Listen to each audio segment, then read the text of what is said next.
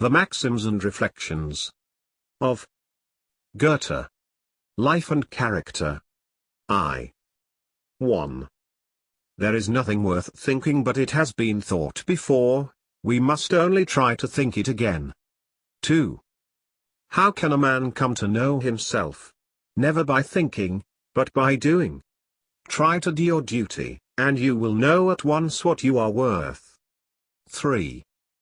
But what is your duty? The claims of the day. 4.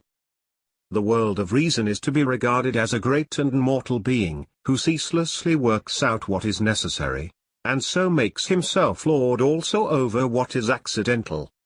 5.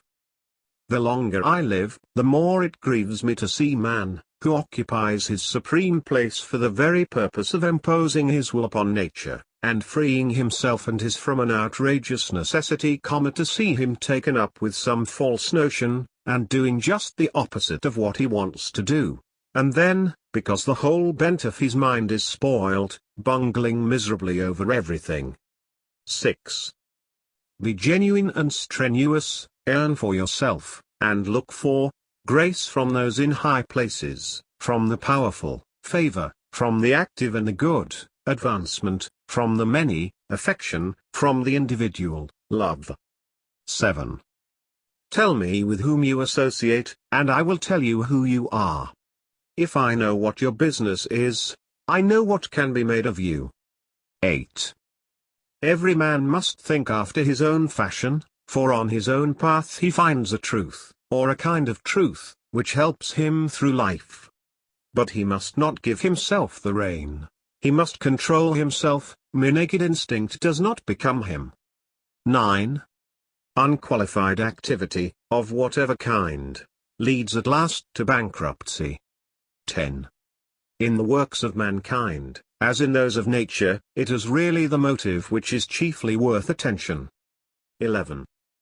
Men get out of countenance with themselves and others because they treat the means as the end, and so, from sheer doing, do nothing, or, perhaps, just what they would have avoided. 12. Our plans and designs should be so perfect in truth and beauty, that in touching them the world could only march. We should thus have the advantage of setting right what is wrong, and restoring what is destroyed. 13. It is a very hard and troublesome thing to dispose of whole, half, and quarter mistakes, to sift them and assign the portion of truth to its proper place. 14. It is not always needful for truth to take a definite shape, it is enough if it hovers about us like a spirit and produces harmony, if it is wafted through the air like the sound of a bell, grave and kindly. 15. General ideas and great conceit are always in a fair way to bring about terrible misfortune. 16. You cannot play the flute by blowing alone, you must use your fingers. 17. In botany there is a species of plants called incomplete, and just in the same way it can be said that there are men who are incomplete and imperfect. They are those whose desires and struggles are out of proportion to their actions and achievements. 18. The most insignificant man can be complete if he works within the limits of his capacities, innate or acquired, but even fine talents can be obscured, neutralized, and destroyed by lack of this indispensable requirement of symmetry. This is a mischief which will often occur in modern times, for who will be able to come up to the claims of an age so full and intense as this, and one too that moves so rapidly? 19. It is only men of practical ability, knowing their powers and using them with moderation and prudence, who will be successful in worldly affairs. 20. It is a great error to take oneself for more than one is, or for less than one is worth. 21.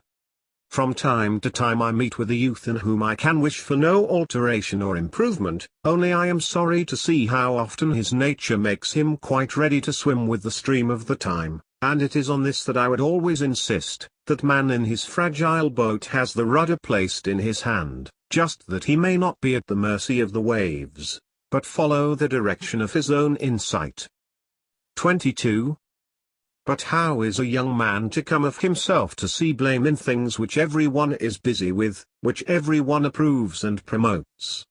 Why should he not follow his natural bent and go in the same direction as they? 23. I must hold it for the greatest calamity of our time, which lets nothing come to maturity, that one moment is consumed by the next, and the day spent in the day, so that a man is always living from hand to mouth, without having anything to show for it. Have we not already newspapers for every hour of the day? A good head could assuredly intercalate one or other of them. They publish abroad everything that everyone does, or is busy with or meditating, nay, his very designs are thereby dragged into publicity. No one can rejoice or be sorry, but as a pastime for others, and so it goes on from house to house, from city to city, from kingdom to kingdom, and at last from one hemisphere to the other, all in post-haste. 24. As little as you can stifle a steam engine, so little can you do this in the moral sphere either. The activity of commerce, the rush and rustle of paper money, the swelling up of debts to pay debts, all these are the monstrous elements to which in these days a young man is exposed. Well is it for him if he is gifted by nature with a sober, quiet temperament, neither to make claims on the world out of all proportion to his position, nor yet let the world determine it. 25. But on all sides he is threatened by the spirit of the day, and nothing is more needful than to make him see early enough the direction in which his will has to steer. 26. The significance of the most harmless words and actions grows with the years, and if I see anyone about me for any length of time, I always try to show him the difference there is between sincerity, confidence, and indiscretion. Nay, that in truth there is no difference at all, but a gentle transition from what is most innocent to what is most hurtful, a transition which must be perceived or rather felt. 27. Herein we must exercise our tact, otherwise in the very way in which we have won the favor of mankind, we run the risk of trifling it away again unawares. This is a lesson which a man learns quite well for himself in the course of life, but only after having paid a dear price for it, nor can he, unhappily, spare his posterity a like expenditure. 28. Love of truth shows itself in this, that a man knows how to find and value the good in everything. 29. Character calls forth character. 30. If I am to listen to another man's opinion, it must be expressed positively. Of things problematical I have enough in myself. 31. Superstition is a part of the very being of humanity, and when we fancy that we are banishing it altogether, it takes refuge in the strangest nooks and corners, and then suddenly comes forth again, as soon as it believes itself at all safe. 32. I keep silence about many things, for I do not want to put people out of countenance, and I am well content if they are pleased with things that annoy me. 33. Everything that frees our spirit without giving us control of ourselves is ruinous. 34. A man is really alive only when he delights in the goodwill of others. 35. Piety is not an end, but a means of attaining the highest culture by the purest tranquility of soul. 36. Hence it may be observed that those who set up piety as an end and object are mostly hypocrites. 37. When a man is old he must do more than when he was young. 38. To fulfill a duty is still always to feel it as a debt, for it is never quite satisfying to oneself. 39. Defects are perceived only by one who has no love, therefore, to see them, a man must become uncharitable, but not more so than is necessary for the purpose. 40. The greatest piece of good fortune is that which corrects our deficiencies and redeems our mistakes. 41. Reading ought to mean understanding, writing ought to mean knowing something, believing ought to mean comprehending. When you desire a thing, you will have to take it. When you demand it, you will not get it, and when you are experienced, you ought to be useful to others. 42. The stream is friendly to the miller whom it serves. It likes to pour over the mill wheels. What is the good of it stealing through the valley in apathy? 43. Whoso is content with pure experience and acts upon it has enough of truth. The growing child is wise in this sense. 44. Theory is in itself of no use, except in so far as it makes us believe in the connection of phenomena. 45.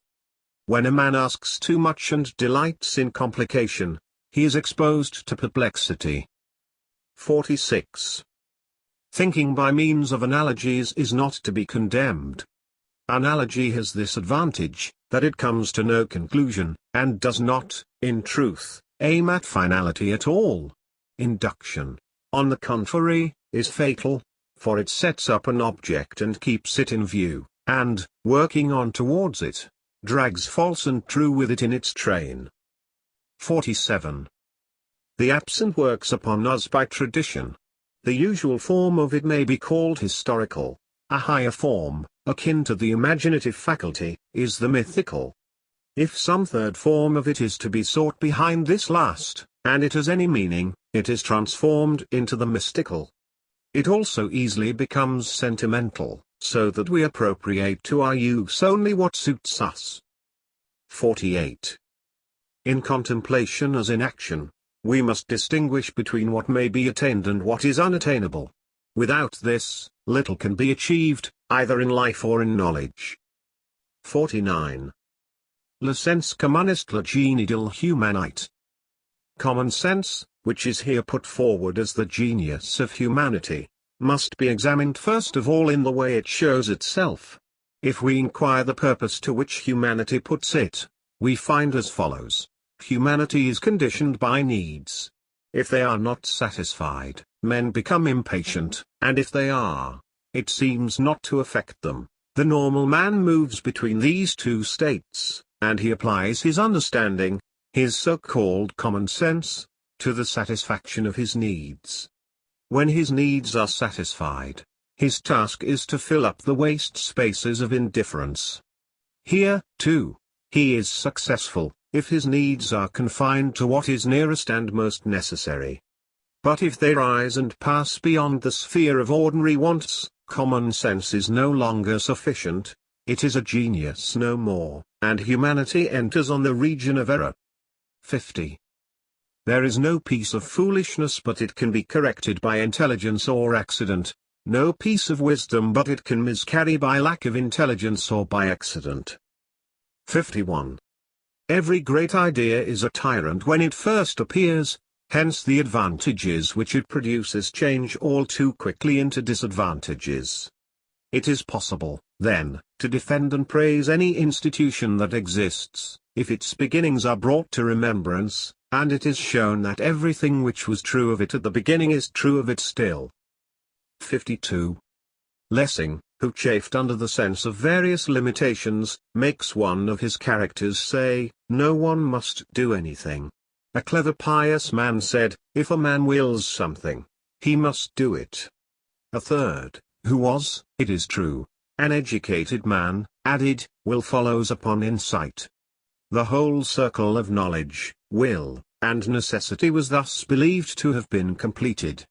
But, as a rule, a man's knowledge, of whatever kind it may be, determines what he shall do and what he shall leave undone, and so it is that there is no more terrible sight than ignorance in action. 53. There are two powers that make for peace, what is right, and what is fitting. 54. Justice insists on obligation, law on decorum. Justice weighs and decides, law superintends and orders. Justice refers to the individual, law to society. 55. The history of knowledge is a great fugue in which the voices of the nations one after the other emerge,